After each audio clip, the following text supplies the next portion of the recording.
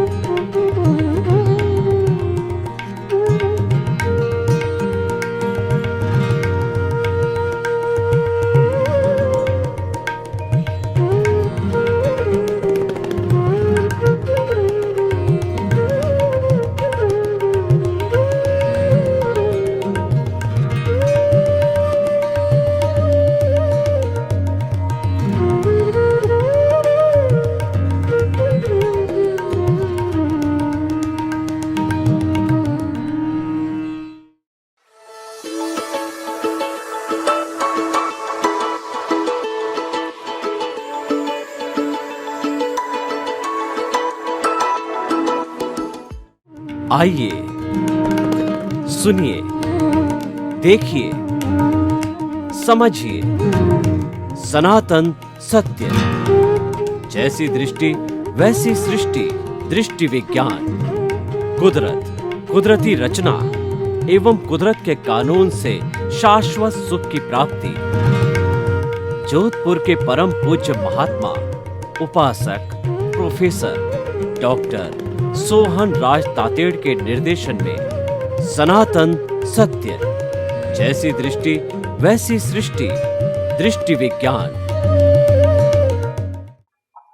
अब जो है हम ये सारी बात करते करते जो वर्तमान का सिनेरियो है उसके बारे में थोड़ी बात करना जरूरी है।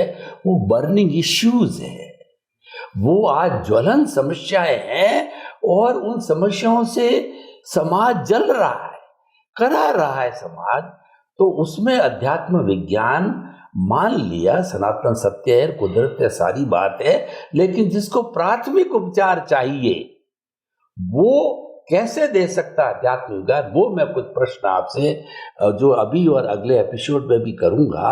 आजकल क्या है कि जो पति पत्नी का जो आपस का व्यवहार है, तो पुराना युग था तो पति को परमेश्वर मानती थी पत्नी, और पति भी जो है उनका बहुत रेस्पेक्ट करता था।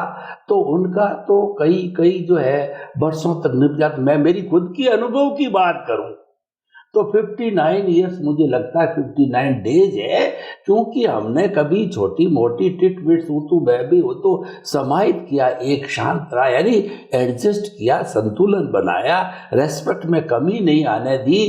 कोई भी कमी बेसी हुई तो एक दूसरे को मनाया और हम शांति से अपना जीवन यापन बराबर लगातार कर रहे हैं। जबकि हमारा लेवल का डिफरेंस देखो तो एक तो फुल्ली एजुकेटेड है, एक एकदम लो एजुकेटेड, लेकिन वो कोई मायना नहीं रखता है। तो स्वामी जी, मैं जो ज्वलन समस्याएं क्या है कि आजकल ब्याह शादी के अंदर लाखों करोड़ों खर्च करता है, कंपटीशन के अंदर माता पिता अपने लेवल से हर एक कोशिश करता है करने की, अच्छा वर्ड ढूंढता है, अच्छा एजुकेटेड जो है लड़का ढूंढते हैं, लड़की ढूंढते हैं, और उनकी पसंद से काम होता है। लेकिन पता नहीं क्या है, घर घर की कहानी बनी हुई है कि जो है वो लड़की 6 महीने के बाद के अंदर जो है अपने घर आके बैठ गई। एक नहीं, सैकड़ों घरों में, हर जाति में, हर धर्म में हो रहा है डाइवोर्स। तो ऐसी स्थिति क्यों बन रही है, इसका क्या उपाय करें, क्योंकि एट लार्ज बन रही है। तो कृपया इसके बारे में अध्यात्म विज्ञान की दृष्टि, रिलेटिव व्यू पॉइंट से कोई समाधान दीजिए, ताकि कि हम जो है लोगों को इसके अंदर अवेयर कर सकें।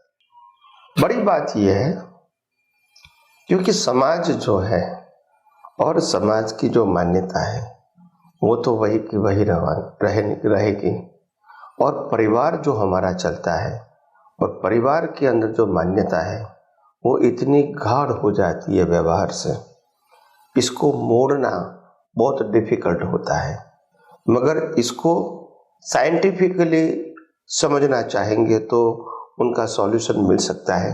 रिलेटिव में नहीं मिलता है, सबकी अपनी व्यू पॉइंट की पकड़ होती है और सब अपने अपने दृष्टिकोण से सही भी होते हैं, तो उनका कोई सॉल्यूशन नहीं होता है। हम इसको गलत भी नहीं कह सकते हैं। तो बात सही है कि ऐसा होता है जीवन के अंदर, परिवार के अंदर, पति पत्नी के अंदर। और आपने ये भी कहा कि लोग बहुत पैसा खर्च करता है शादी के पीछे और बाद में लास्ट में डिवोर्स भी हो जाता है। तो मैं ऐसा मानता हूँ, समाज में गवर्नमेंट के आधार से जितनी भी सामाजिक संप्रदाय है, जितने भी संप्रदाय है, सामाजिक कहो या धार्मिक कहो, जो संस्थाएं होती है, non profit and loss organisation, जो मास ऑफ पीपल को वो ज्ञान, विज्ञान, प्रवचन, उपदेश देते रहते हैं, ऐसी संस्थाओं को गवर्नमेंट को लाइसेंस देना चाहिए। सामूहिक मैरिज, नो इंडिविजुअल मैरिज, वहां सामूहिक मैरिज कराओ और गवर्नमेंट के पास से मैरिज सर्टिफिकेट दिलवा दो और वहां कॉमन प्रक्रिया रहेगी। क्या रहेगी? कॉमन। हाँ, जो भी विधि रहेगी कॉमन रहेगी। एक्सपेंडिचर संस्था करेगी। इंडिविजुअल कोई ने कुछ देना है तो सबके लिए इक्वल देना है। जैसे मेरे को मोबाइल देना है तो अगर 100 व्यक्ति शादी करते 100 को मोबाइल देना पड़ेगा, या तो नहीं दो, भले 1, 2, 3, 4 व्यक्ति इकट्ठा होकर भी देती है, मगर सबको वहां इक्वल रखना है। इंडिविजुअल वहां कुछ करना नहीं है। अच्छा, इंडिविजुअल खर्चा भी नहीं करना है। खाने पीने के लिए लिमिट कर दो, क्योंकि अगर आपको हर फैमिली को, लेडीज और जेंट्स दोनों को 25-25 व्यक्तियों के लिए खाने की कूपन मिलेगी, वो इंक्लूड पैकेज में, और इतने लोग खाना खाने के लिए आ सकते हैं।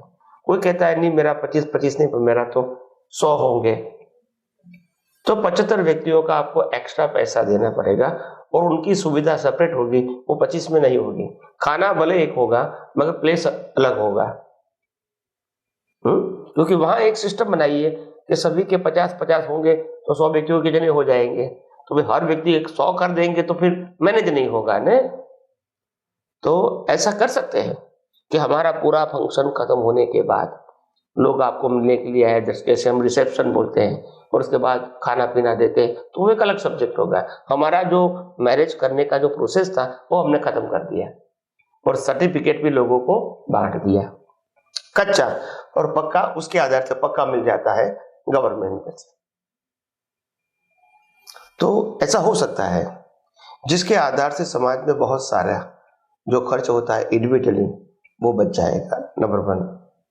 नंबर 2, लग्न एक रिलेशन के रूप में देखा जाएगा, एक भौतिकता को प्रदर्शन करने का जरिया नहीं रहना चाहिए। लग्न एक जीवन जीने की कला है, वो दिखावे की बात नहीं कि 2 दिन 4 दिन में आपने जलसा कर दिया। That is not part of the life. ये शो ऑफ है, क्या है, और समाज के लिए ये पैसों या साधनों का दुरुपयोग है। वहां वेस्ट भी बहुत होता है, आप सबको मालूम है। तो मेरा कहने का मतलब है ऐसी ऐसी संस्थाओं के अंदर ये व्यवस्था होनी चाहिए। और अगर कोई बड़े बड़े व्यक्ति होते हैं, इंडस्ट्रियलिस्ट बड़े होते हैं, रिच पीपल होते हैं, उनको मैनेज करना है तो गवर्नमेंट उसके ऊपर टैक्स लगा सकती है। जितना भी खर्च करोगे उसमें से 10% आपको टैक्स देना पड़ेगा, ताकि हर व्यक्ति इस प्रकार की प्रक्रिया नहीं करे। और वो टैक्स का पैसा भी गवर्नमेंट को ऐसी एक्टिविटीज में ही दे देना है। तो कहने का मतलब यह है कि बहुत सारी बातों को हम समाज के अंदर सुधार सकते हैं। दूसरी बात, लग्न एक आकर्षण है और लग्न एक दिखावा है, वो धीरे धीरे बंद हो जाएगा। लग्न एक सामाजिक संबंध है जो निभाना है, जीना है। और ये सामाजिक संस्थाओं के अंदर शादी करने से पहले जीवन कैसे बिताना है, वो वहां के सन्यासी हो गए, साधु हो गए या अनुभवी मैच्योर पुरुष होंगे, वो ट्रेनिंग देंगे, 1 वीक की ट्रेनिंग, जिसको मैरिज होना है 100 व्यक्तियों को, 100 कपल का, तो 100 कपल को वहां आना जरूरी है। वो ट्रेनिंग के सर्टिफिकेट के बाद ही आपको मैरिज का प्रोसेस का परमिशन मिलेगा, ताकि एक ज्ञान मिल जाए कि what is the life, what is the married life. तो ऐसी कुछ प्रक्रिया समाज में होती है जिसमें समाज और गवर्नमेंट का भी सहयोग होना चाहिए, तो बन सकता है। जीवन जीने की जो इंपॉर्टेंस है वो आज नहीं बताई जाती है। सिर्फ मैरिज का मतलब खाना पीना, मस्त रहना, घूमना फिरना, ये मैरिज नहीं है। ये मैरिज की सही परिभाषा नहीं है। हम पति पत्नी बनते हैं जीवन जीने के लिए, हम अपने वारसदार भी पैदा करेंगे, वो एक जीवन का हिस्सा है, मगर उसके साथ हम दोनों को आदर्श जीवन जीने के लिए एक दूसरे के पूरक बनने हैं, और बच्चे को मैच्योर बनाने तक हमको उसकी सहाय करनी है। पढ़ाई करना, पैसा कमाना और शादी करवा देना, फिर उनकी भी लाइफ शुरू हो जाएगी। तो मैरिज के अंदर ये डिसाइड करना है कि हमारा जीवन खुद का पवित्र बने, ज्ञान सभर बने, और धीरे धीरे निर्मोही बने, वैरागी बने। उस लेवल पर हम आगे जाएंगे धीरे धीरे, मगर एंगल ये होना चाहिए, आज नहीं तो कल हम भौतिक सुख प्राप्त करेंगे, परसों करेंगे, ये ट्रैक ही करेक्ट नहीं है। आप समझे, एंगल ही करेक्ट नहीं है। जैसे जैसे हमको पेड़ क्या कहता है, जैसे जैसे पेड़ को हम लगाते हैं तो पहले एकदम सीधा होता है, फिर सीधा होता है, फिर सीधा होता है, फिर मोड़ता है, क्या होता है, बैंड होता है, फिर उसके ऊपर फल फूल लगे तो और बैंड होता है। तो नमना, झुकना, ये ग्रेटनेस है, ये मैच्योरिटी है। ऐसे अहंकार से खड़ा रहना ये मैच्योरिटी नहीं है। तो ये सब कुछ सिखाना बहुत जरूरी है। तो मैं समझता हूं इस प्रकार की व्यवस्था अगर समाज में होती है तो अच्छी बात है, समाज के लिए भी अच्छा है, परिवार के लिए भी अच्छा है, फैमिली सिस्टम के लिए भी अच्छा है। और लोग कहते हैं कि बिना सोचे समझे लोग मैरिज करते हैं, तो ये प्रक्रिया के अंदर वो भी सिखाया जाता है। बिफोर मैरिज 1 वीक का कोर्स होता है, तो ऐसा कुछ कर सकते हैं समाज में। तो मैं समझता हूँ कुछ अच्छा हो सकता है, और इसके लिए बहुत सारे व्यक्ति आगे भी आ सकते हैं, क्योंकि ये कोई बड़ी बात नहीं है। आप समझो, सिर्फ दिशा देने का, गाइड करने का काम है, बाकी तो सब कुछ होता ही रहता है समाज में, और समाज के लोग करते भी है, ये कोई नई बात नहीं है। मगर सिस्टम बनाना है, क्या बताया, सिस्टम बनाना है, एक लॉ बनाना है गवर्नमेंट की तरफ से। ज्यादातर मैरिज ऐसी रजिस्टर्ड संस्थाओं के माध्यम से ही होगा, और संस्थाओं को टैक्स फ्री देता है, कि उनको टैक्स नहीं लगता है, non profit and loss organisation. और विशिष्ट प्रकार के संजोग है तो गवर्नमेंट कोई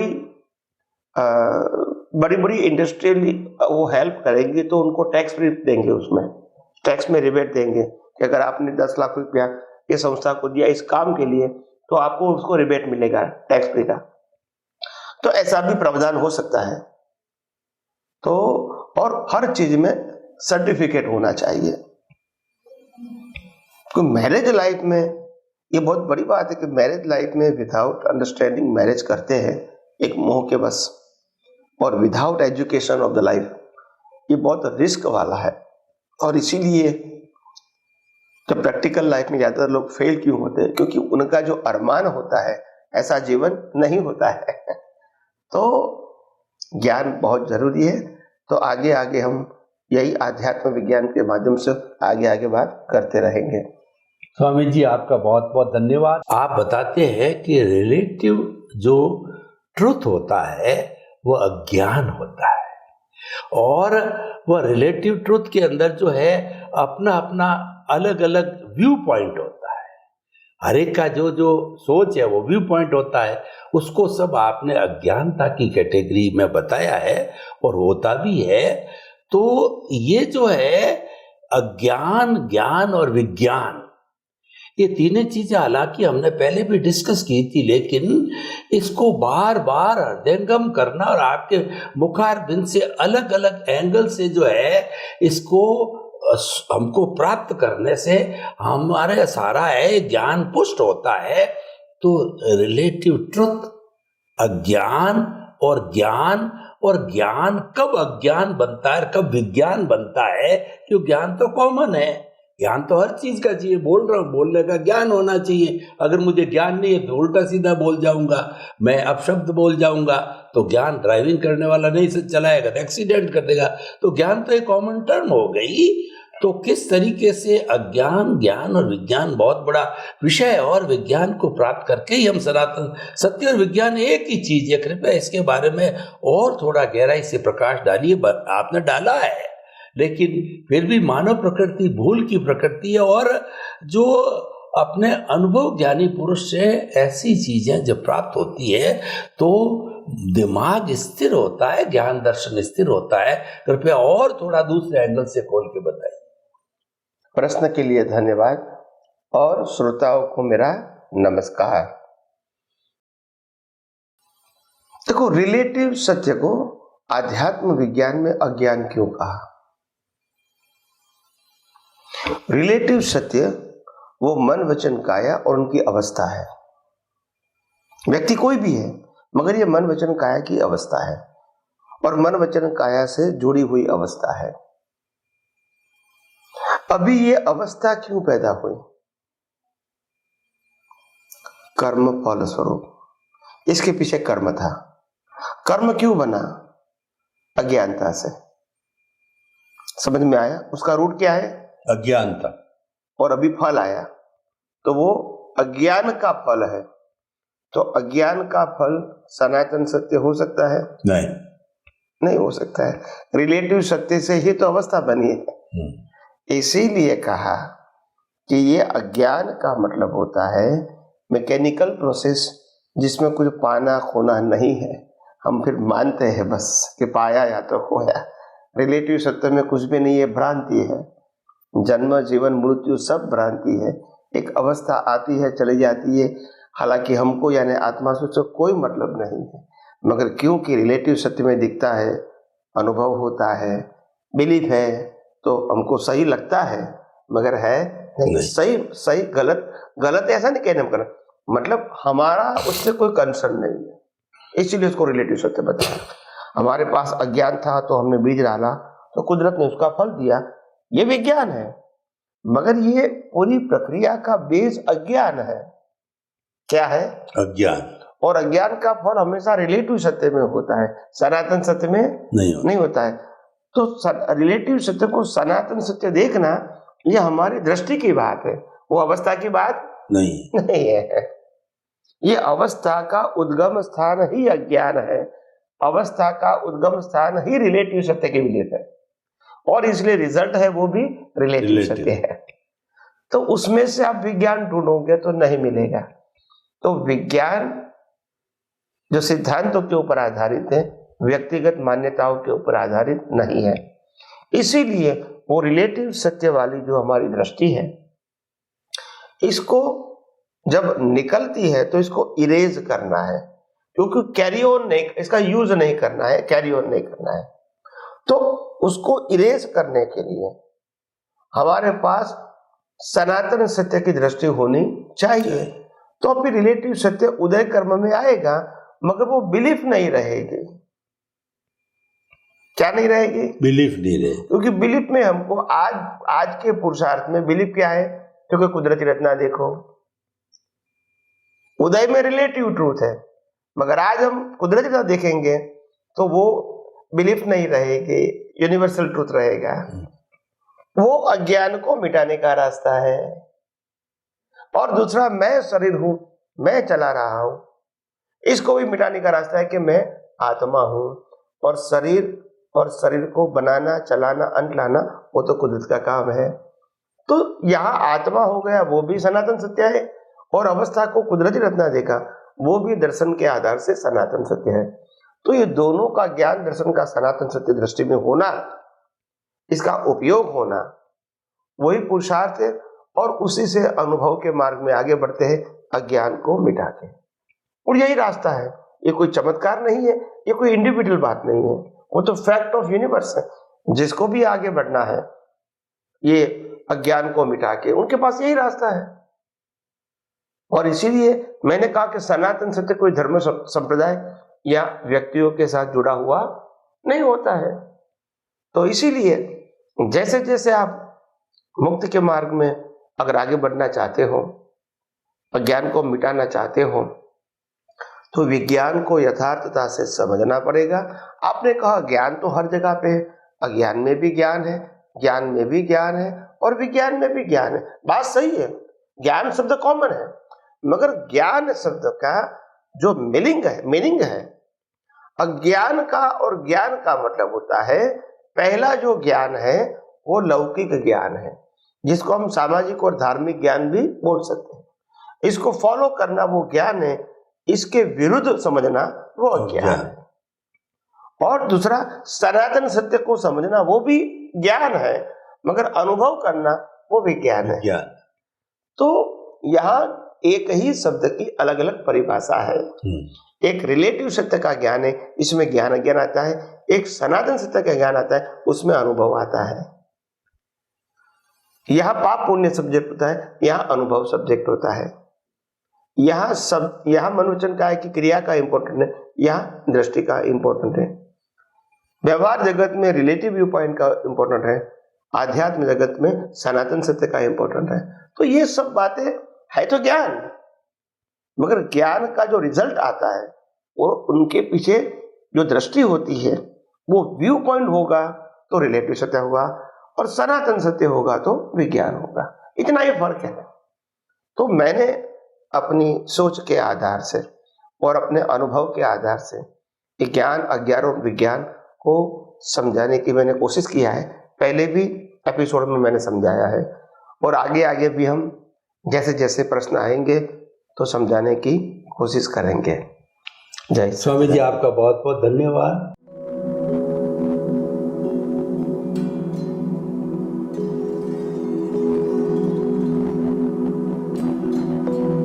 एक ऐसा अंतर्राष्ट्रीय इंस्टाग्राम पर देख चुके हैं